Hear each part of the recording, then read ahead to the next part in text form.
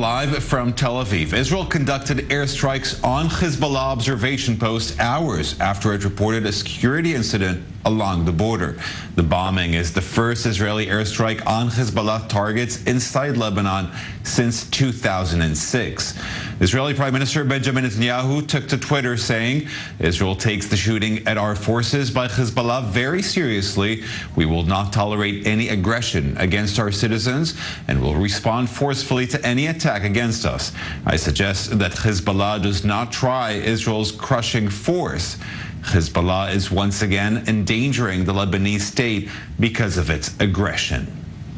Daniel Tzemach joins us now. He's defense correspondent for I-24 News. Daniel, first time since 2006. What needs to happen for Israel to decide now, unlike in other incidents, that it wants to strike?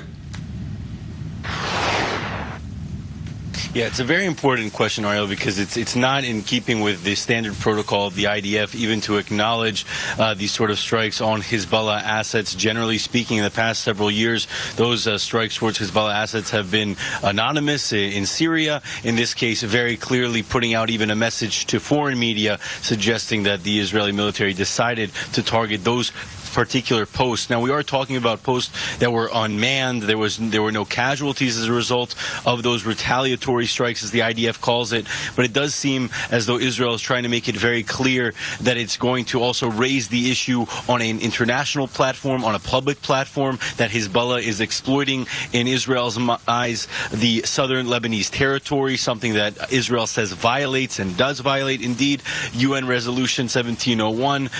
So definitely trying to put even more pressure on Hezbollah, maybe exploiting also a fairly delicate situation for Hezbollah right now, especially given the internal pressure in Lebanon. And it's just around, I think, the third incident we've seen, Ariel, as of late, where it comes to these perceived attempted attacks by militants from within Lebanon towards Israeli territory, leading to a very active situation. Of course, though, if you look on the other side of the border in Lebanon, media that's affiliated with Hezbollah is saying that Israel overreacted. Israel, again, is taking out its aggression on the residents of southern Lebanon, as there were homes that were documented to have been damaged. So definitely poking at Israel, saying Israel is responsible for something that it didn't necessarily even need to respond to, as there was no threat on the other side. Well, this was a reaction to a move at this time by Hezbollah, but you know, there might be a counter reaction, of course. Are the defense forces set on the border there for deterioration or an escalation, or is that not in the interest? Okay, seems like the line with Daniel Tzemach, our defense correspondent, was cut. We're going to turn to Ariel Levine-Waldman, who's on the Lebanon-Israel border.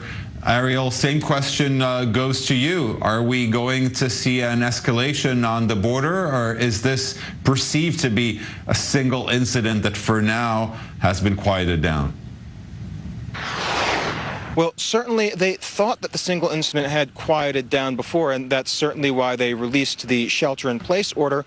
But we have to look at what the circumstances were that led to this point. For about a month now, Hezbollah has been threatening to retaliate against Israel. That was in return for the strike on July 20th that killed a Hezbollah member outside of the city of Damascus in Syria. Now, the IDF had stood down many of its troops in the north. In the immediate aftermath of the incident just mentioned, they had moved a lot of IDF forces and Iron Dome batteries into the north in the expectation of some sort of retaliation.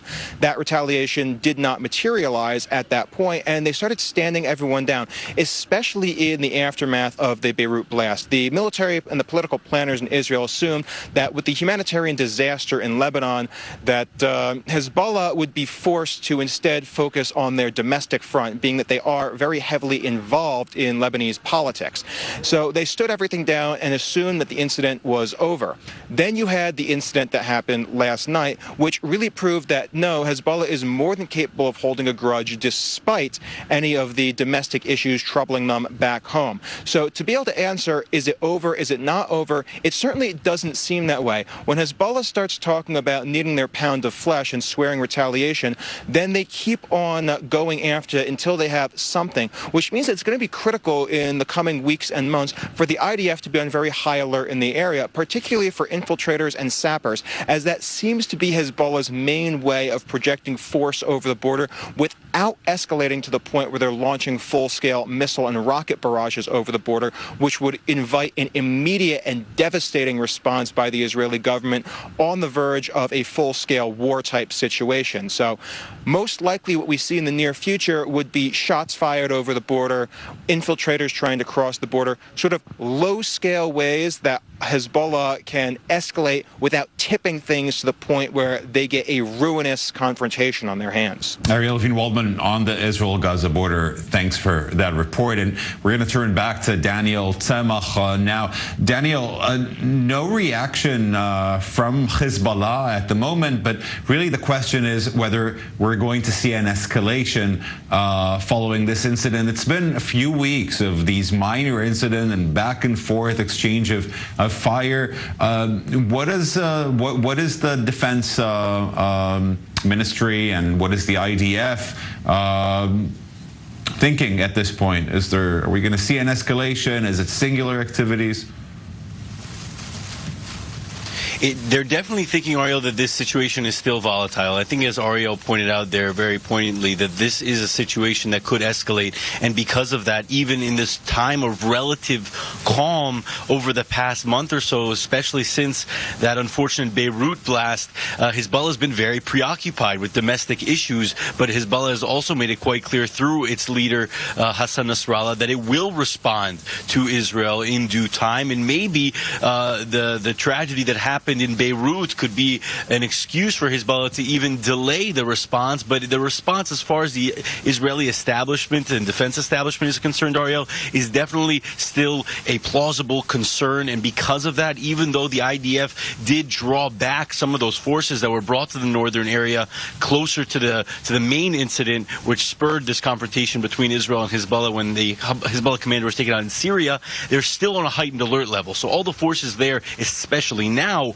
are still on a heightened alert level. And when you look at the different fronts that have been escalating, whether it be in the south or the north, that's part of the issue that the IDF has to deal with, is being able to deal with both of these volatile frontiers equally, because they're both active right now. Even when it's calm in the north, there's still concerns, as was evidenced by what happened last night. Just the drop of a hat, the thing can get very loud, and really the skies can be filled with explosions and flares, as we saw over a several-hour period last night. Daniel, we're seeing images of the fires. 29 fires broke out yesterday around the Gaza Strip from incendiary balloons. Qatari money is going to be sent back to Gaza. We hear the $15 million agreement is concluded. What do they want more at this point, of course, in order to quiet things down there? Yeah, I mean, Hamas made several demands. We don't know if they'll be able to get the demands that they posed to the Qatari envoy, to the Egyptian delegation.